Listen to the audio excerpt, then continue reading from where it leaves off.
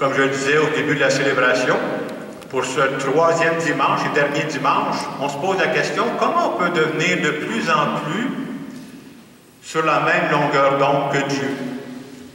Et dans les semaines dernières, on se disait, une des façons de plus en plus de penser comme Dieu, d'agir comme Dieu, c'est de mettre le focus dans notre vie sur ce qu'il y a de beau, ce qui se passe de bien dans notre monde.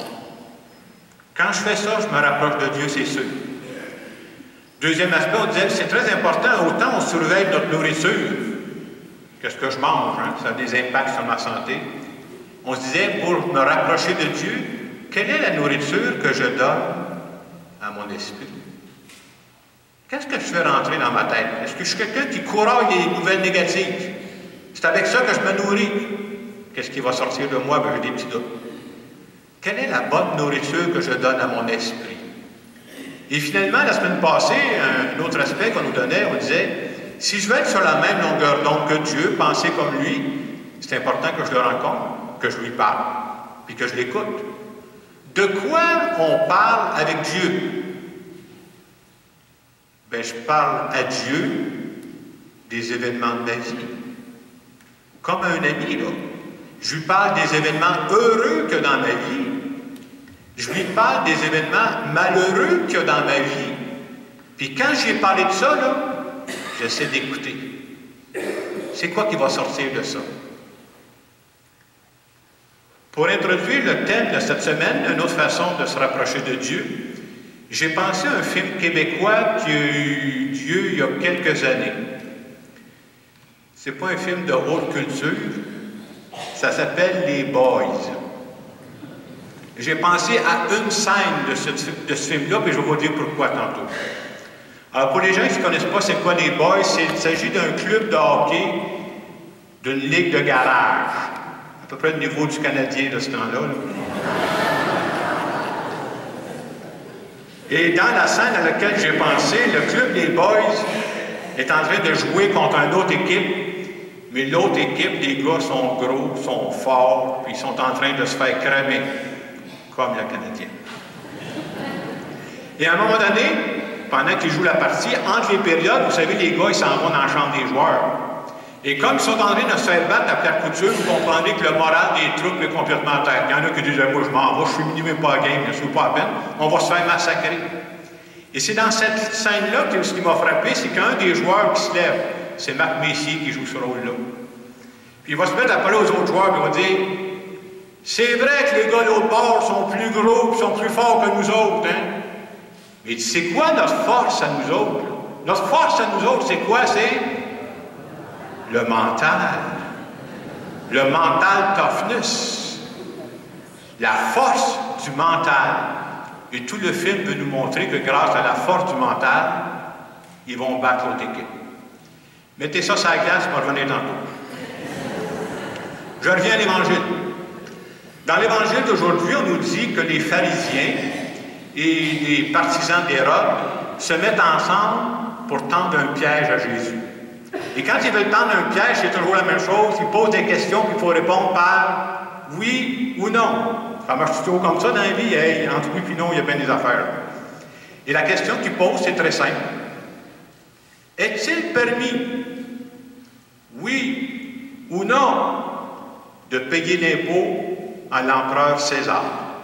Il faut savoir le contexte que César, l'empereur, il se prenait pour Dieu. Alors c'est une question piège parce que s'il répond oui, il va se faire attraper.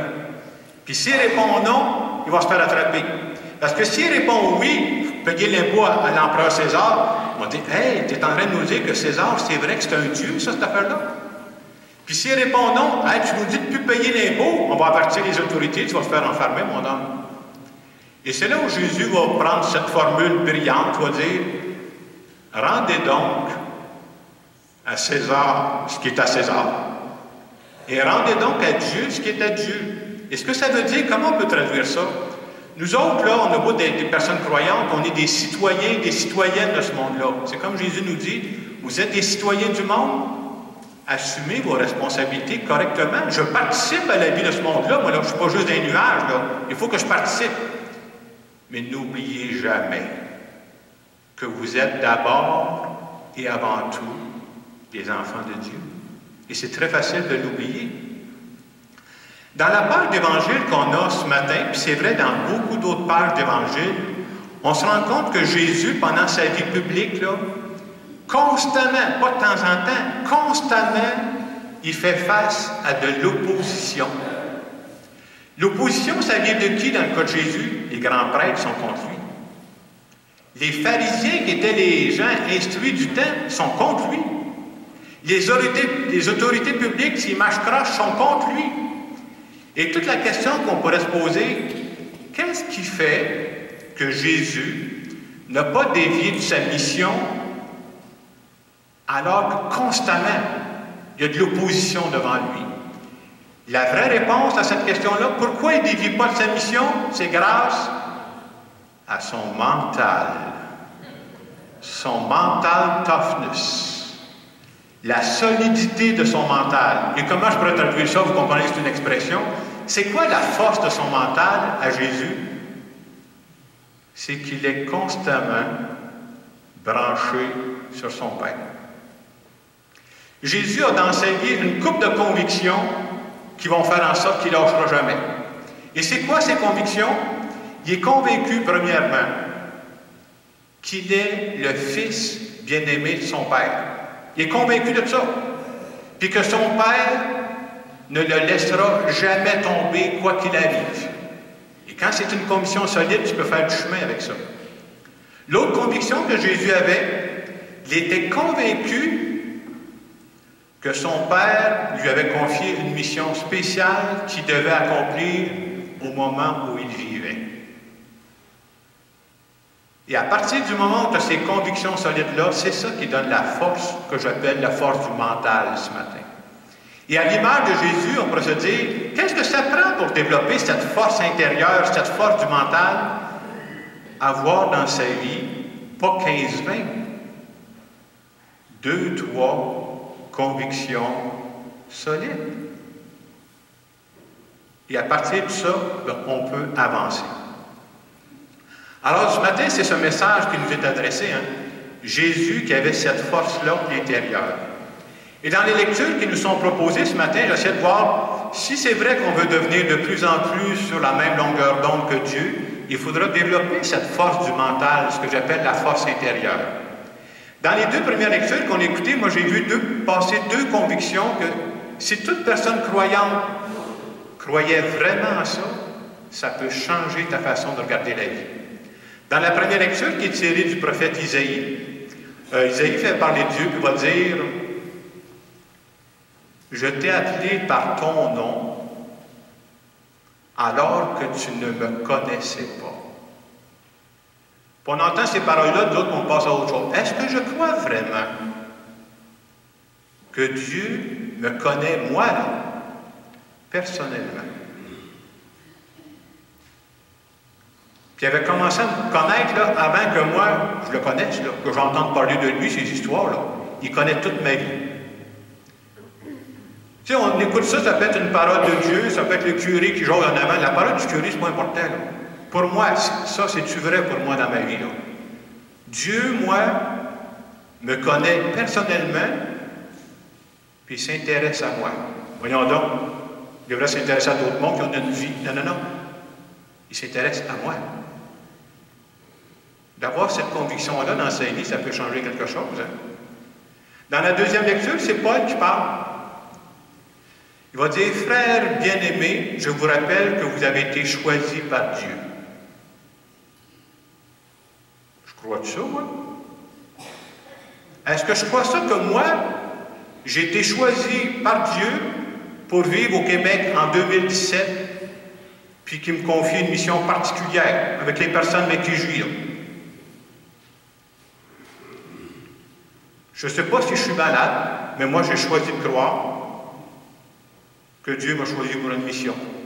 Ah, c'est pas une mission, il ne parle pas de moi dans les journaux. Il m'a choisi pour être prêtre. Puis pas pour être prêtre en 1950, il n'avait pas besoin de moi en 1950. Il a besoin de moi présentement.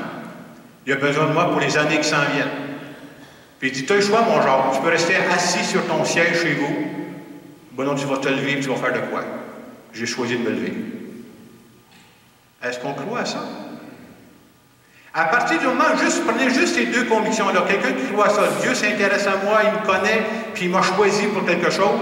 Si je suis vraiment convaincu de ça, ça donne toute une force intérieure pour avancer. Parce que des obstacles qu'ils vont en avoir, qu'est-ce qui ferait que tu ne lâches pas? C'est parce que tu es convaincu de ça. Sinon, tu abandonnes. Donnez-moi mon chèque et je m'en vais. Alors, en fin de semaine, c'est cette parole de Dieu qui nous est adressée. On se fait dire que plus on sera habité par des convictions profondes, plus on va penser comme Dieu, plus on va agir comme Dieu, plus on va être sur la même longueur d'onde que Dieu. Et c'est important, pourquoi d'avoir une force du mental que j'appelle ce matin? Parce que Jésus rencontrait de l'opposition, nous autres aussi on va rencontrer. Quand je vous dis ce matin que je crois que j'ai été choisi par Dieu, puis j'ai une mission pour aujourd'hui, là, si je m'envoie sur la rue Cascade, puis je dis ça, il y en a qui vont rire de moi, on dit « Hey, prends tes pilules ». C'est important que moi j'y crois, là, parce que c'est tellement facile de tourner ça en ridicule, vous comprendrez. Moi aussi, si vous voulez que je tourne ça en ridicule, je suis capable de vous en faire de l'humour là-dessus, là. Est-ce que moi j'y crois? Alors ce matin, en poursuivant notre célébration, on se présente devant Dieu, et je dirais à Dieu, est-ce que j'y crois vraiment que tu me connais personnellement, tu t'intéresses à moi, puis tu as besoin de moi tout de suite, pour la période que je vis là? Et pendant ce moment de silence, demandons à Dieu, viens augmenter à moi la force du mental.